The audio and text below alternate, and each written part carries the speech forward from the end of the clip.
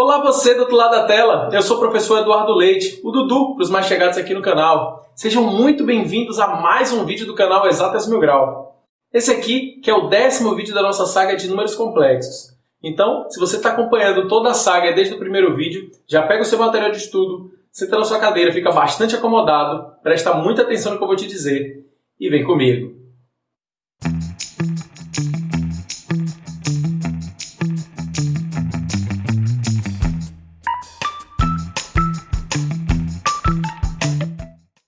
Para encerrar nossa playlist, chegamos no vídeo 10. Lá no início do processo, eu mostrei para vocês o que era a unidade imaginária de número complexo. Depois eu mostrei como é que funcionam as potências cuja base é a unidade imaginária I.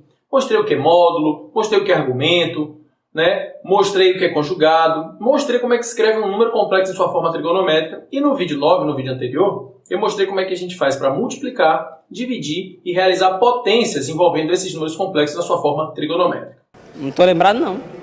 Esse vídeo 10 ele é especial pelo seguinte, ele mostra uma outra operação, um vídeo exclusivo para falar somente da operação de radiciação envolvendo números complexos na forma trigonométrica. Por quê? Porque é um processo mais complexo, mais, mais exigente. Os meus alunos, em geral, quando eu estou dando esse assunto em sala de aula, é o assunto onde a galera mais se bate, mais sente dificuldades no processo. Então, eu fiz questão de montar um vídeo só para esse aqui.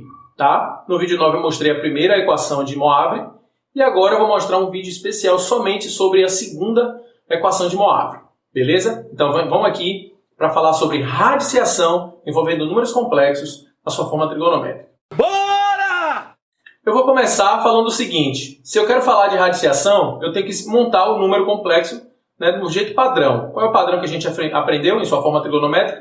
Módulo do número complexo vezes o cosseno do argumento mais seno do argumento I. Okay? Esse é o padrão que a gente está adotando. O que a gente quer fazer aqui? A gente quer fazer uma raiz desse número complexo. Mas que raiz? Raiz quadrada? Raiz cúbica? Não sei. Uma raiz enésima. Eu não sei qual é o índice daquela raiz ali. Pode ser uma raiz quarta, raiz quinta. A gente não sabe. Pode ser qualquer uma. Vale salientar aqui o seguinte. Quando eu quiser calcular uma raiz enésima, eu vou ficar testando ali as possibilidades de raízes que vão acontecer. Então, eu vou chamar de raiz 0, raiz 1, raiz 2, raiz 3, até raiz n-1, sempre uma a menos daquela que está indicada ali no índice. Tá? Então, fica claro isso.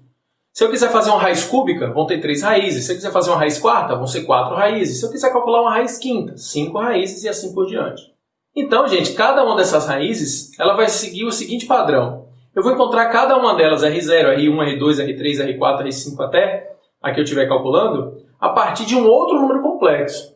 Tá? Aqui rola um inceptionzinho. É um número complexo dentro de outro número complexo. Eu estou calculando a raiz quadrada do número complexo Z. Cada raiz dessa, cada índice daquela raiz vai me dar um Rzinho, uma raizinha para cada uma daquelas. E cada uma dessas eu encontro através de um outro número complexo. Onde agora eu não vou chamar simplesmente de módulo, eu vou chamar de módulo barra. Repare que tem um tracinho ali em cima do módulo. Tá? Beleza, o argumento também não está sozinho, não é só θ, é um θk, onde aquele k indica justamente a quantidade de vezes que esse processo vai se repetir. Então entenda aquele k como um coeficiente que vai indicando k1, k2, k3, a quantidade de vezes. Beleza, e esse θk, esse argumento k, ele é dependente do k original. Então é uma função que depende do k original. O meu θk vai ser encontrado a partir de θ, normal, original, do primeiro número complexo, que eu estou calculando a raiz, mais 2 vezes esse k, que eu falei que vai repetir, k1, k2, k3, dependendo do número de raízes que eu vou fazer, multiplicado por π, É como se eu estivesse fazendo múltiplos de π, Múltiplos de π. Então eu estou montando ali processo trigonométrico envolvendo o argumento ali daquele número. E embaixo, no denominador, eu tenho o n. Novamente, esse n é o índice da raiz que eu estou calculando. Estou calculando a raiz quinta? N é 5. Estou calculando a raiz cúbica? N é 3. Beleza? Então, continuando. Agora que eu já sei que esse θk pode ser obtido por essa expressão, θ mais 2 vezes k π divididos por n, eu tenho que dar um jeito de encontrar aquele ρ barra ali. Aquele ρ barra, gente, depende justamente da raiz original que eu estou calculando. Eu estou calculando a raiz de qual número complexo? Do z. Mas a raiz de qual índice? Raiz cúbica? Raiz quarta? Depende. Seja lá qual for, eu vou repetir essa mesma raiz aqui embaixo. Só que dessa vez, o número que vai estar dentro da raiz não é o z, mas sim o módulo dele, o módulo do z original que eu estou calculando. Meio estranho, meio confuso, mas quando a gente for partir para os exercícios, vocês vão perceber que vai ficar tudo muito mais claro. Pronto, chegamos num ponto importante aqui. Essa equação do meio aí, ó, o RK igual ao ρ barra vezes o cosseno do θk mais o seno de θki, é conhecida como a segunda equação de Moivre, segunda fórmula de Moivre. Ela tem a sua versão na primeira lá, no vídeo 9 eu mostrei para vocês, né, na potenciação, e agora na radiciação tem a segunda fórmula. Então, combinar aí os vídeos 9 e 10 vai fazer vocês entenderem o conteúdo melhor. Então, se você ainda não assistiu o vídeo anterior, corre lá, assiste ele, se apropria de tudo que tem lá e depois volta para concluir o daqui. Beleza? Como eu sempre gosto de dizer, para visualizar melhor o conteúdo, melhor a gente fazer exercícios com números. Então, eu vou colocar aqui, ó, o objetivo é calcular as raízes cúbicas de menos 1. Eu quero calcular raízes cúbicas, então eu quero calcular a raiz cúbica de menos 1. São 3 raízes. Eu vou chamar de K0, K1 e K2. Eu vou chamar de raiz 0, raiz 1 e raiz 2. Cada raiz dessa associada ao seu K. Beleza? Então eu vou botar aqui raiz cúbica de menos 1. É isso que eu quero calcular. Se você se basear no slide anterior, você vai perceber que quem está dentro da raiz é o Z, o número complexo, e quem está fora no índice, ali em cima no N, corresponde a o índice da raiz, né? O N, que nesse caso aqui é 3. Então, eu posso afirmar o seguinte, N vale 3 e Z vale menos 1. Só que a gente sabe que um número complexo Z, quando está escrito assim menos 1, não é somente menos 1. É menos 1 mais 0i. É porque a parte real dele é menos 1 e a parte imaginária é 0. Ela não aparece, mas ela está ali, é 0. Pronto. Com isso eu já posso encontrar o afixo. O que é o afixo? É o prolongamento justamente da coordenada x e da coordenada y se encontrando. Só que a gente sabe que a coordenada y é 0, então este ponto, o afixo, está localizado em cima do eixo x. Logo, para calcular o argumento, que é o ângulo formado entre a origem do plano cartesiano e o ponto afixo, vai dar um ângulo de 180 graus, ou em radianos, π. Guarda essa informação que a gente vai precisar dela daqui a pouco. Então, eu já sei o quê? Tenho como calcular o módulo. Novamente, a gente sabe que o módulo pode ser encontrado a partir do teorema de Pitágoras, né? A raiz quadrada, da parte real ao quadrado mais a parte imaginária ao quadrado. Dessa forma, eu vou ter menos 1 ao quadrado, dá o próprio 1. 0 ao quadrado é 0, vai ficar a raiz quadrada de 1, que é 1. Então, o módulo de Z é 1. Show! Então, agora que eu sei o módulo e sei o afixo, eu posso calcular o argumento. Novamente, agora eu vou tentar mostrar, né, com o gráfico que eu acabei de dizer. Se eu ligar a origem do plano cartesiano até o afixo, eu vou ter um ângulo de 180 graus. Já visto que esse ponto afixo está localizado em cima do eixo x, pois a coordenada y dele é 0. Então, 180 graus em radiano é π. Nesse momento, eu tenho o quê? Eu tenho que o módulo vale 1 e que o argumento é π. Eu vou escrever o número complexo z como sendo 1 vezes o cosseno do argumento mais o seno do argumento i. Nesse caso aqui é 1 cosseno de θ, nesse caso o θ vale π, e mais seno de π vezes i. Ok? Esse aqui é o número complexo da sua forma trigonométrica. Show de bola! Lembra que o nosso objetivo é calcular a raiz cúbica dele? Então, se eu vou calcular a raiz cúbica, são 3 raízes. Eu vou chamar cada raiz dessa de R0, R1 e R2, que vai estar associada cada uma ao seu K. K0, K1 e K2. Dessa forma, eu posso calcular o módulo dessas raízes da seguinte forma. Lembra que o módulo para essas raízes tem uma barrinha em cima? Então, basta que eu faça o seguinte. É a raiz enésima, né, em cima, é o mesmo índice da raiz que eu estou calculando original, nesse caso é 3. E ali dentro eu não vou botar o número complexo puro, eu vou botar ele em forma de módulo. E a gente calculou o módulo como sendo 1. Então eu vou ter a raiz cúbica do 1, que é o próprio 1. Então o ρ barra, o rhozinho, o módulo com a barrinha em cima, vale 1. Ok? O que eu vou fazer, gente? Agora que eu tenho essa informação, eu posso calcular cada um dos argumentos para cada situação dessa. Então eu vou fazer para K0, depois eu vou fazer para K igual a 1, depois eu vou fazer para K igual a 2. Então vamos ver. Para K igual a 0, o meu θk é dado, né, por θ mais 2 vezes π vezes K dividido por N. E para essa situação, o argumento vale π e o meu K vale 0. Então repare que vai ficar π mais 2 vezes 0 vezes π. 2 vezes 0 vezes π vai zerar, vai tirar aquilo ali tudo. Aquela parte está multiplicada por 0 vai sumir. Vai ficar somente π sobre 3. Se eu fizer para K igual a 1, eu vou substituir 1 no lugar do K e o π no lugar do θ. Vai ficar π mais 2 vezes π.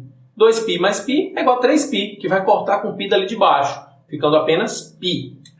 E para K igual a 2, o argumento continua sendo π, e agora o K vale 2. Então vai ficar 2 vezes 2, 4. Vai ficar 4π mais π, 5π sobre 3. Então nesse ponto aqui eu tenho π sobre 3, π, e e 5π sobre 3. Ok? Então agora vamos escrever as raízes. Efetivamente vamos escrever as raízes. Como é que eu vou escrevê-las? Lembra que cada θ está associado a um R, que por sua vez está associado a um K? Então também vou fazer o θr para R igual a 0, o θe para R igual a 1 e o θr para R igual a 2.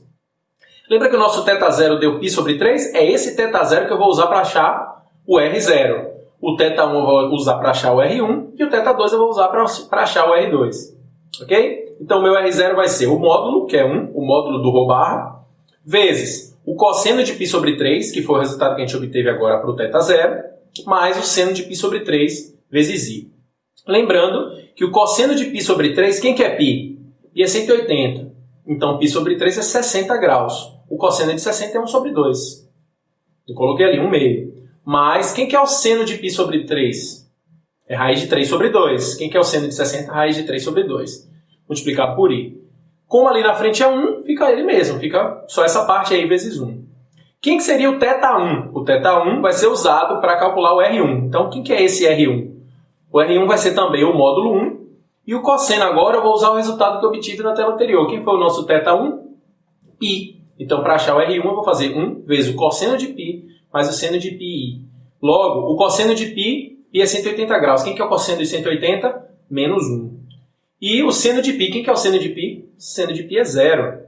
Né? Haja vista que a gente está trabalhando, o seno de π é o eixo dos cossenos, então o seno é nulo, o seno é 0. Ficando apenas o menos 1. Tá?